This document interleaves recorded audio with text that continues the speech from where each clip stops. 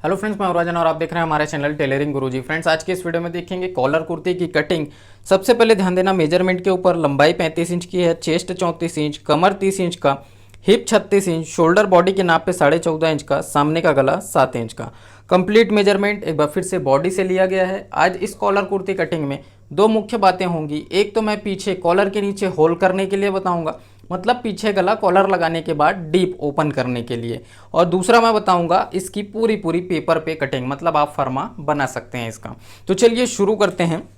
सबसे पहले हम बात करेंगे, ये जो मैंने पेपर लिया है ना फ्रेंड्स, ये एक डबल फोल्ड पेपर है। ठीक है, डबल फोल्ड पेपर पे इस कुर्ती की हम कटिंग करेंगे। तो शुरुआत करेंगे सबसे पहले एक सीधे निशान के साथ, और ये निशान हमको कहाँ लगाना है, ये ऊपर की साइड में लगाना है। ठीक है,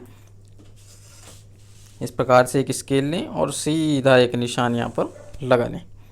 अगर आप इस तरह के पैटर्न्स मुझसे मंगाना चाहते हैं, मतलब दिलीप टेलर्स एंड बुटीक से मंगाना चाहते हैं, जो कि हमारा मेन चैनल या मेन साइट है हमारी, आप अमेज़ॉन पे भी सर्च कर सकते हैं दिलीप टेलर्स, और व्हाट्सअप नंबर जो चल रहा है उस पर भी आप पूरी इंक्वायरी करके सूट के या ब्लाउज के पेपर कटिंग्स आसानी से मंगा सकते हैं कैश ऑन डिलीवरी में।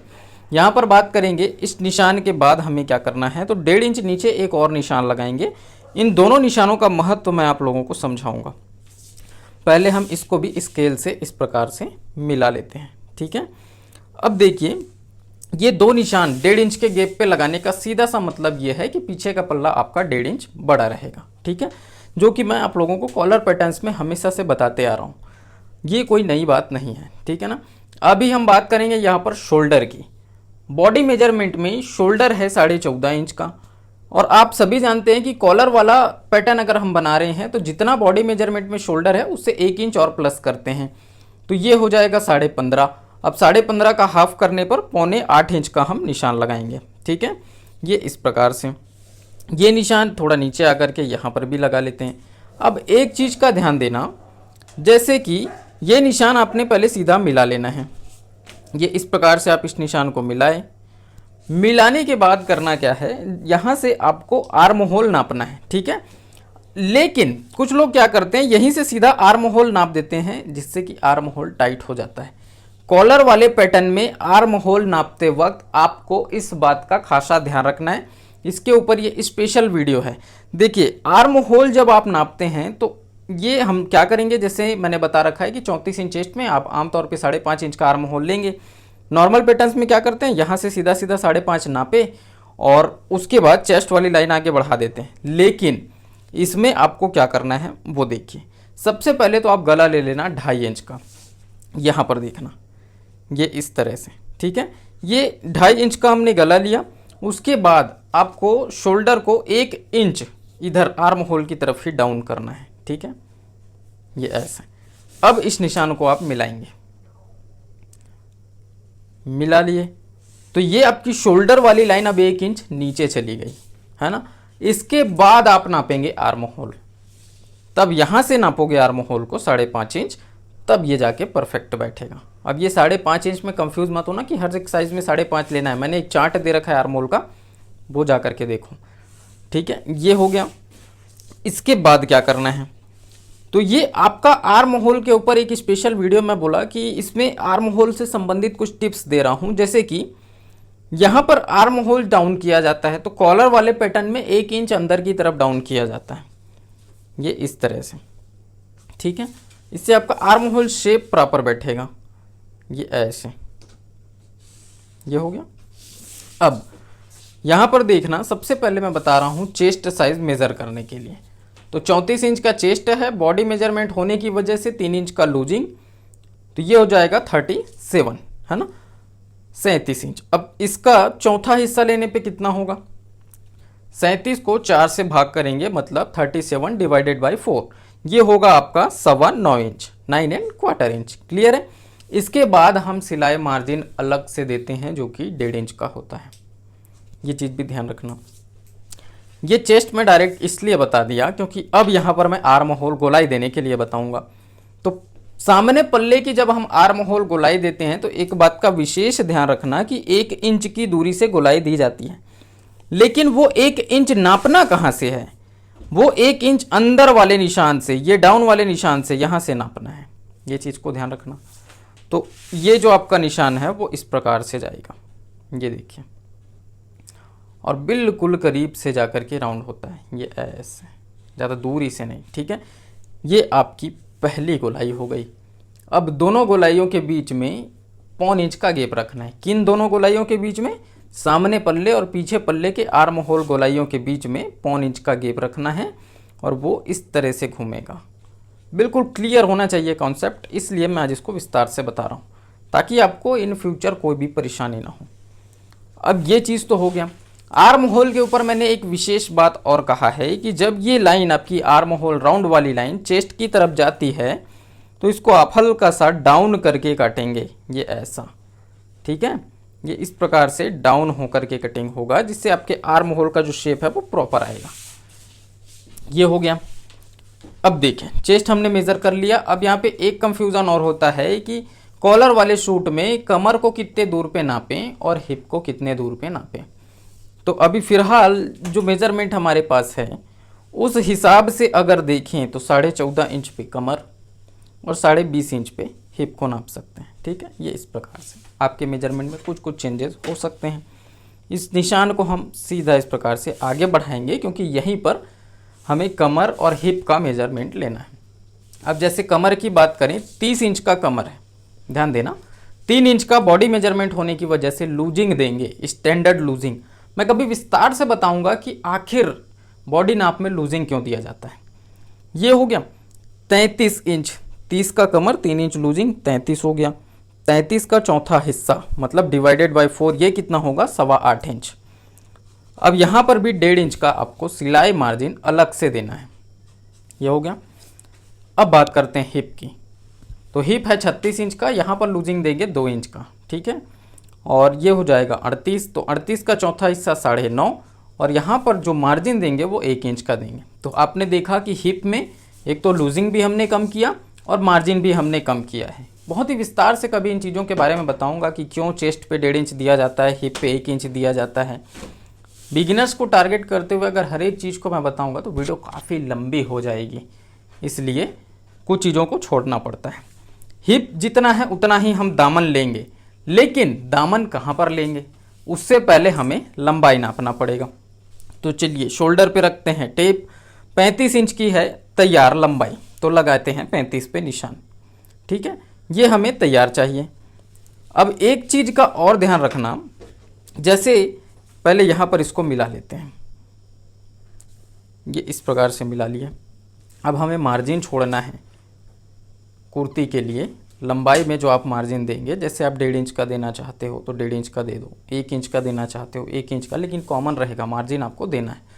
दूसरी एक विशेष बात, जब भी आप लंबाई मेजर करेंगे तो लंबाई आपको सामने पल्ले के हिसाब से नापना है, ठीक है। यहाँ पर 2 निशान लगे हैं, इसमें सामने पल्ले के हिसाब से नापोगे। इतना क्लियर हो जाने के बाद अभी चलिए जो मैं बता रहा था, दामन। दामन आपको कैसे नापना है? जितना हिप है उतना ही दामन। 9.5 का पहले निशान और उसके बाद 1 इंच का मार्जिन, ठीक है। अब चलिए इन निशानों को मिलाते हैं। वीडियो काफ़ी डिटेल हो जाती है समझाने के चक्कर में। अगर आप लोग कहेंगे मैं फास्ट भी बता सकता हूँ, बहुत ज़्यादा स्पीड आप लोगों को समझा सकता हूँ, इन छोटी छोटी बातों को नज़रअंदाज भी हम कर सकते हैं, लेकिन मैं नहीं चाहता कि किसी को अधूरा नॉलेज मिले। मैं नहीं चाहता कि हमारे बताए गए तरीक़ों से आपको किसी भी तरह से नुकसान हो, इसलिए हर एक चीज़ को विस्तार से बताना पड़ता है ताकि आप लोगों के प्रॉब्लम्स का सॉल्यूशन हो सके और सटीक नॉलेज आप लोगों को मिल सके। तो ये इस तरह से हमने इसको मिलाया, ठीक है फ्रेंड्स। ये करने के बाद अब बारी गले की। सामने पल्ले में पीछे पल्ले में किस तरह से करना है सब कुछ बता रहा हूँ, ध्यान से देखिए।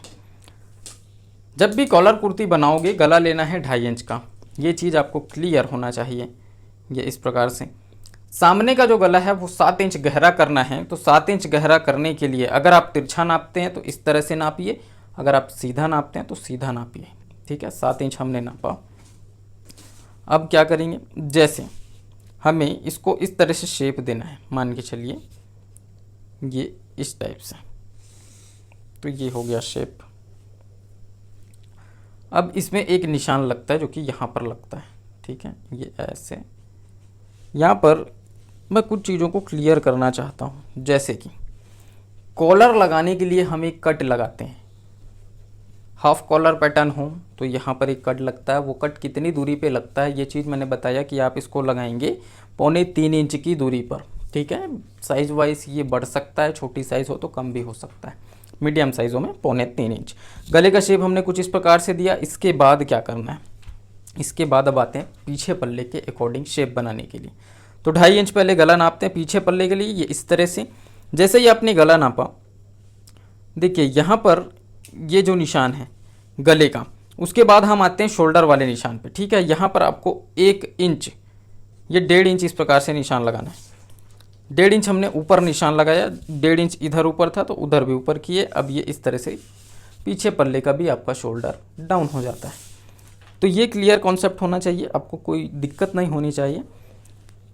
अब ये जो 1.5 इंच नीचे से सामने पल्ले का जो शोल्डर वाला लाइन है, वहीं से हम पीछे पल्ले का गले का शेप बोलिए या कॉलर कटिंग के लिए शेप बोलिए, वो हमने यहाँ पर दिया राउंड शेप। ये करने के बाद अब बारी आती है कटिंग की, ठीक है। तो चलिए कटिंग को स्टार्ट करते हैं। यहाँ पर एक चीज़ मैं आप लोगों को और कहना चाहूँगा, अगर आप हमसे इस तरह के पेपर कटिंग मंगाना चाहते हैं, कुर्ती के फर्मा मंगाना चाहते हैं, डिस्प्ले पे हमारा व्हाट्सअप नंबर चल रहा है, आप पूरी इंक्वायरी कर सकते हैं और शूट के पेपर कटिंग्स को आप ऑर्डर कर सकते हैं।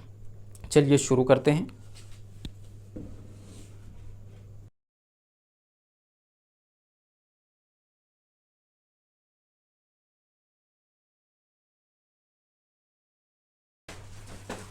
तो देखिए फ्रेंड्स, इस प्रकार से कटिंग करने के बाद अब यहाँ पर एक चीज़ का ध्यान देना कि ये डबल फोल्ड पेपर है, मतलब 2 पीस पेपर हैं, ठीक है। तो पहले आप इस तरह से कट्स लगा लेना।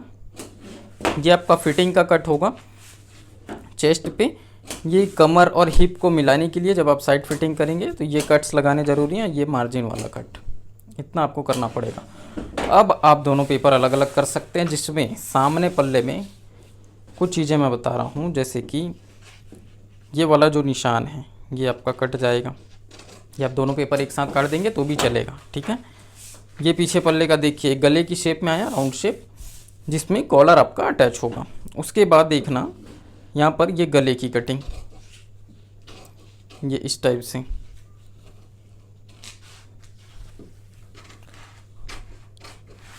और उसके बाद जो है ये शोल्डर को इस तरह से छांट देना है। तो कुल मिला के सामने पल्ला आपका ये छोटा हो गया 1.5 इंच, है ना।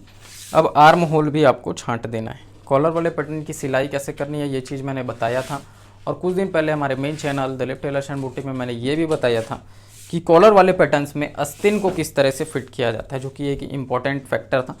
तो उस वीडियो को अगर आपने नहीं देखा, जा करके हमारे मेन चैनल पर विजिट करके देख सकते हैं। ये पीछे पल्ला, सामने पल्ला हमने पूरा कर दिया कटिंग।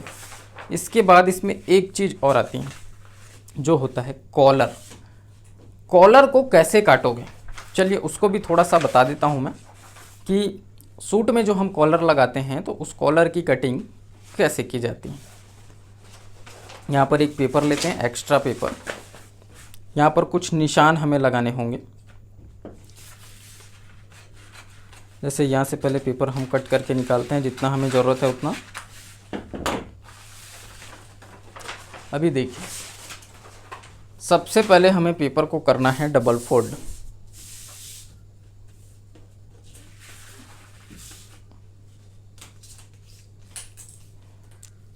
यहाँ पर देखना, ये इस टाइप से आपको मेज़र कर लेना है।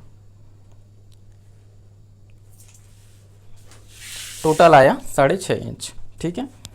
अब देखिए, यहाँ पे एक एक्स्ट्रा पेपर लेंगे कॉलर की कटिंग के लिए, इसको कर लेना है डबल फोल्ड।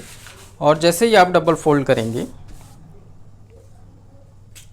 यहाँ पर आपको कॉलर कटिंग करनी है 1.5 इंच की, ठीक है।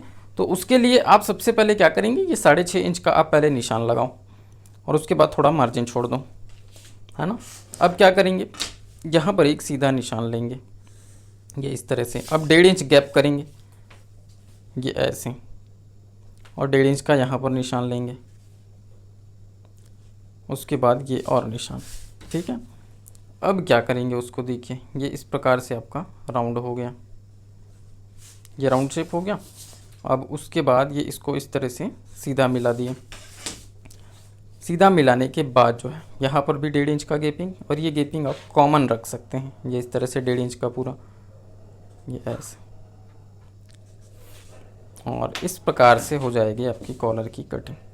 अगर आप इतना राउंड कॉलर नहीं चाहते हैं तो ये जो गैप मैंने 1.5 इंच का नीचे का बताया उसको आप 1 इंच भी रख सकते हो, लेकिन कॉलर की चौड़ाई आपकी 1.5 इंच की रखो, ये सफिशेंट है और काफ़ी अच्छा कॉलर बनेगा। तो इस प्रकार से बनेगा ये आपका हाफ कॉलर, जिसमें आप सेंटर का कटिंग अनिवार्य रूप से लगाएंगे, इसको भूलना नहीं है।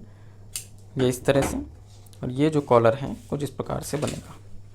कंप्लीट हो गया कॉलर वाले कुर्ती की कटिंग। आस्तीन वगैरह कटिंग नहीं बता रहा हूँ, सभी पैटर्न्स में आस्तीन की कटिंग सेम होती है। उम्मीद करूँगा आज के ये वीडियो से आप लोगों को काफ़ी कुछ सीखने को मिला होगा। वीडियो अगर पसंद आए तो इसे लाइक करें, शेयर करें। चैनल पर पहली बार आए हैं चैनल को सब्सक्राइब कर लीजिएगा। मैं राजन आपसे फिर मुलाकात करता हूँ किसी नए वीडियो में नए टॉपिक के साथ। तब तक के लिए जय हिंद।